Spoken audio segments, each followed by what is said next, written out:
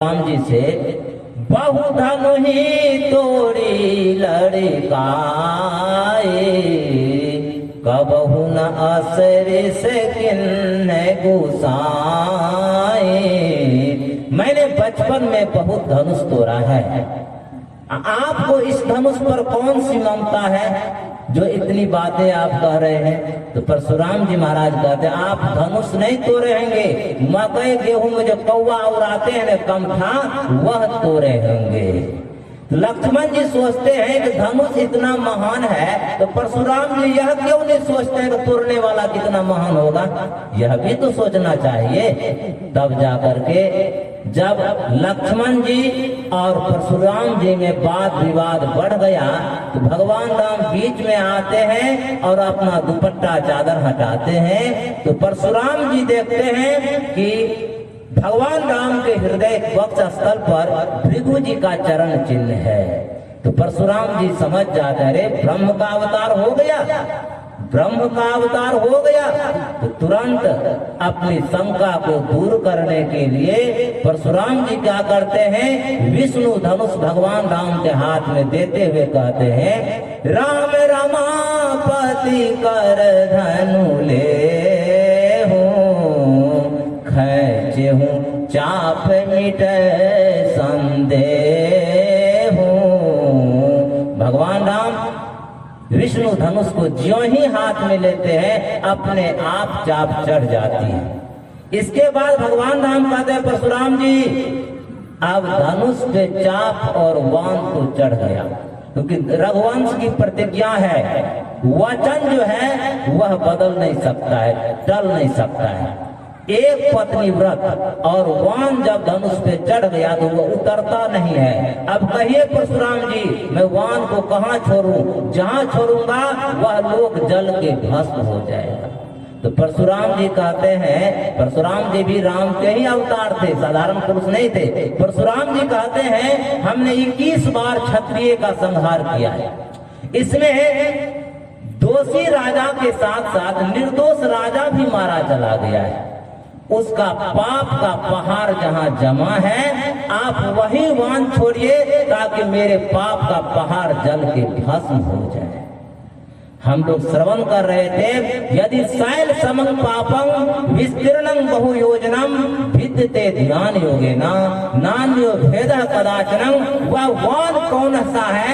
भगवान राम का वान किया है जो पाप के पहाड़ को जला करके भस्म कर देता है, जिसके बारे में सदगुरु महाराज कहते हैं खोज करो अंतर उजियारी दृष्टिवान कोई देखा है, गुरु भेदी का चरण सेव कर भेद भक्त पा लेता है। वह भगवान राम का वान क्या है? वह दृष्टिवान है, जिस वान से हम पाप के पहाड़ को जला करके भस्म कर सकते हैं।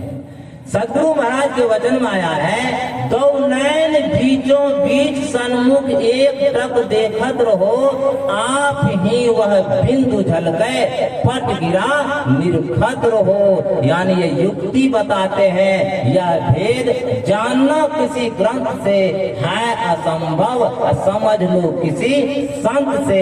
यह भेद किसी संत से जानना होगा दृष्टिवान क्या चीज है और कैसे दृष्टिवान चलाया जाता है, यह अंदर का निशाना है।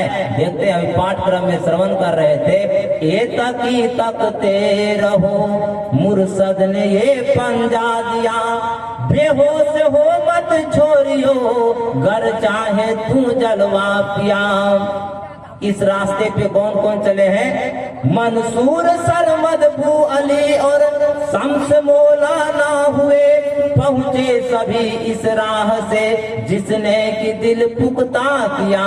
अरे तकी तकते रहो मुर्शद ने ये पंजा दिया, बेहोश हो मत छोड़ियो घर चाहे तू जलवा पिया। अब निष्कर्ष कहते हैं यह राह मंजिल इश्क है पर पहुंचना मुश्किल नहीं, मुश्किल कुशा है रोबरो जिसने तुझे पंजा दिया। अरे तकी कभी तकते रहो, मुर्शद ने ये पंजा दिया, बेहोश हो मत छोड़ियो गर चाहे तू जलवा पिया। अब देखिए रूबरू जब संत सद्गुरु का मानस ध्यान हो जाए, तो मानस ध्यान हो जाए तो तब जाकर के आगे का रास्ता जो है वह प्रशस्त हो जाता है, वह अंदर का रास्ता है। बाला ग्रसत सहस्त्रं तस् भागस भागन तस् भागस भागार्धं तत्क्षेतु निरंजनम। वहाँ कौन जाएगा? यह मन नहीं जाएगा, यह सूरत जाएगी। वह संत सद्गुरु परमात्मा का दर्शन करने के लिए मन स्थूल है, मन उल्टे तो सूरत कहावे। मन पिंड में है तो मन है, वही अगर उलट गया तो वही सूरत हो जाएगा। सूरती दरस करन को जाते तकती तीसरी तिल खिड़की, ज्योति बिंदु ध्रुव तारे इंदु लकी, लाल भानु झलकी, बजत विविध विधि अनहद सोरा, पांच मंडलों की सूरती दरस करन को जाती तकती तीसरी तिल खिड़की। अंत में निष्कर्ष क्या कहते हैं सदगुरु महाराज?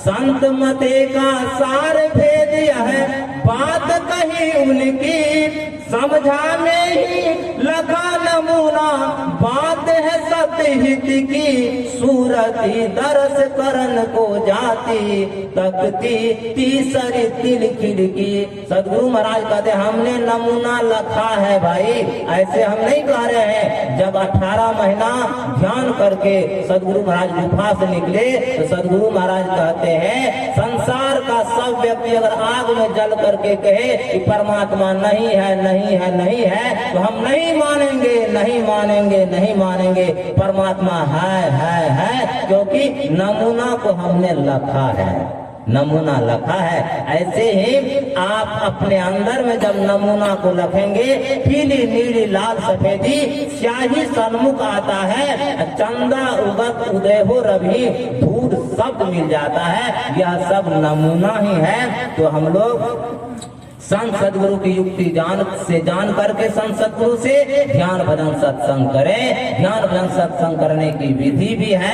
समन कायं श्री गुरुवो धार्यं चलं स्थिर संप्रेक्ष नास्ताग्रं स विशस ज्ञान वलोकयं घर घर मस्तक सीध साध आसनासीना, बैठ के जप मुख मुनि इष्ट मानव जप ध्याना, प्रेम नेम सा करत करत मन शुद्ध हो जाए। अरे हमारे में ही और हम आगे को कुछ कहूँ और आगे की बात कहते हैं। ऐसे ही जो संत सद्गुरु का ज्ञान है अपने अंदर में धारण करें और करें तो साधु भाई जीवत ही करो आशा, जीवन काल में ही होगा। संत मत का नगद सौदा है, करिए और पाइए, उधारी नहीं है। तुलसी विलम्ब न कीजिए, भजिए राम सुजान, जगत मजदूरी देत है क्यों राखे भगवान। आप करके तो देखिए, अगर नहीं मिले तो कहिएगा। यही 2 शब्द आप लोगों की सेवा में बोलिए प्रेम से श्री सद्गुरु महाराज की जय।